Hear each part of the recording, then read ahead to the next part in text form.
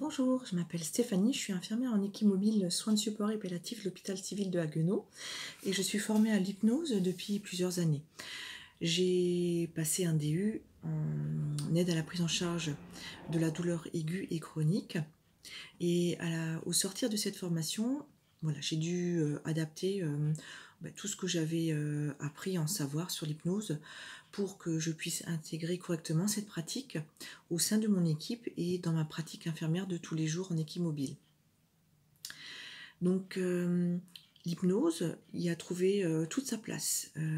Tout d'abord dans des soins aigus, douloureux, de type ponction d'acide, ponction pleurale, autres ponctions douloureuses ou soins douloureux, des pansements douloureux. Parfois, je peux accompagner des patients dans ces soins-là. C'est souvent dans les services chez nous en intra-hospitalier où on est demandé pour des patients qu'on suit bien sûr. Et c'est très utile. En exemple, une ponction d'acide, au fur et à mesure des ponctions, le ventre est de plus en plus tendu parce qu'on arrive un petit peu moins à sortir l'acide. Il faut faire ça sous échographie. Les nodules sont de plus en plus présents, donc c'est de plus en plus douloureux pour la personne qui garde des souvenirs de plus en plus négatifs des ponctions au fur et à mesure qu'elles se passent. Et donc à un moment donné, quand je peux proposer cette hypnose à cette personne soignée, et ça se passe très bien, ça marche très bien d'habitude. Alors je pratique l'hypnose dans l'endroit sécure, c'est-à-dire que on crée entre le patient et moi une histoire où je l'emmène dans un endroit où il adore être. Ça peut être un loisir, ça peut être une balade en bord de mer, ça peut être une balade en forêt, en montagne. Et j'ai inclus plein de petites choses que lui adore et qui sont très positives pour lui. Et ça lui procure cet effet de sensation de bien-être de plus en plus amplifié. Et quand la transe est bien là, c'est là que je fais appeler le médecin, bien sûr en toute discrétion pour ne pas réveiller la personne, ne pas la sortir de la transe. Et c'est là que le médecin vient pour faire la ponction, sans parler, sans rien faire. Et la soignante accompagne le médecin pour le servir dans tous ces outils qu'il faut pour la ponction. Mais personne ne parle, il n'y a que moi qui accompagne la personne. Et en fait, ce soin se passe très très bien. La ponction est terminée, le médecin ressort, moi je termine tranquillement ma séance avec le patient qui se réveille et qui souvent se demande quand est-ce que le médecin va passer parce que voilà, il attend, mais en fait la ponction c'est déjà faite.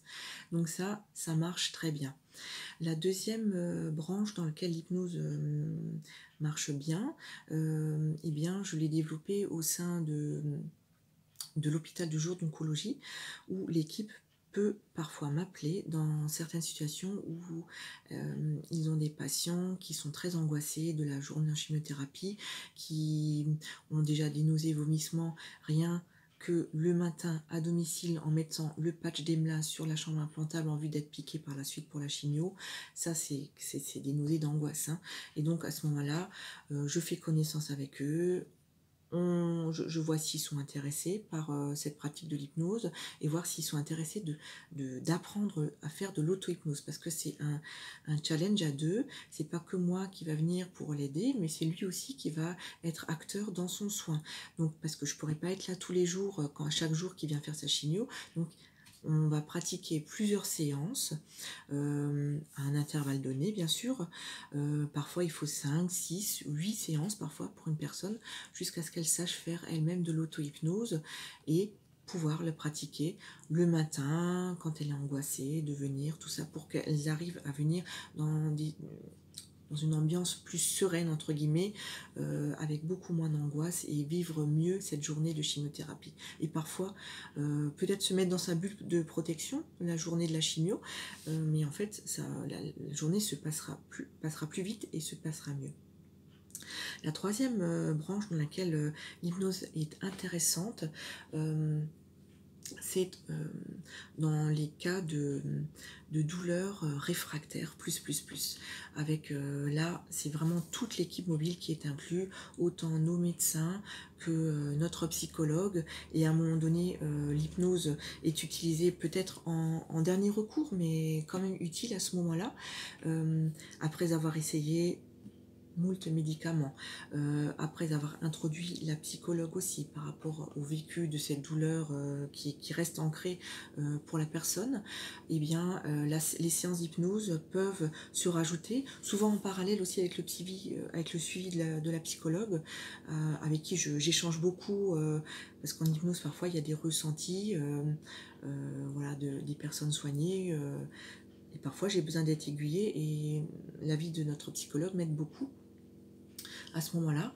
Et donc, les séances d'hypnose permettent aussi à la personne soignée d'apprendre à faire de l'auto-hypnose pour essayer de mieux gérer ces crises douloureuses qui seront toujours là, bien sûr, malheureusement, mais pour qu'elle apprenne un petit peu à les minimiser, à transformer un petit peu ce ressenti douloureux en l'atténuant, et aussi en essayant d'espacer le temps entre deux crises. Ça, c'est aussi intéressant en hypnose.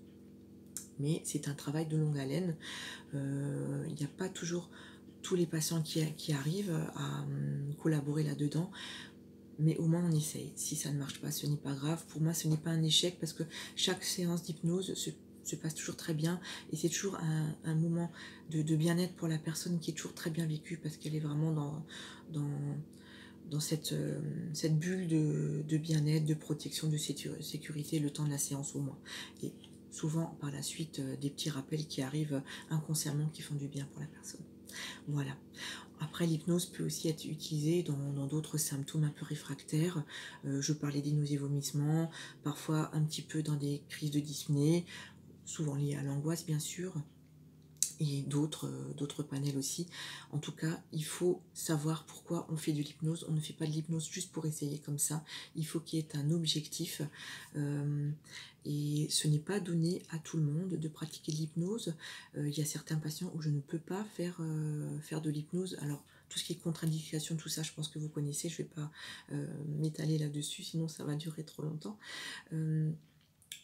En tout cas, le seul bémol à un moment donné dans cette pratique de l'hypnose en soins palliatifs, c'est que la personne, au fur et à mesure que la maladie avance, l'altération de l'état général va se ressentir, et à un moment donné, les facultés de concentration seront de moins en moins possibles. Et là, l'hypnose ne sera plus praticable parce que trop fatigante pour la personne. À ce moment-là, ce qui est intéressant, c'est que dans l'équipe mobile, il y ait une autre personne qui pratique un autre soin de support.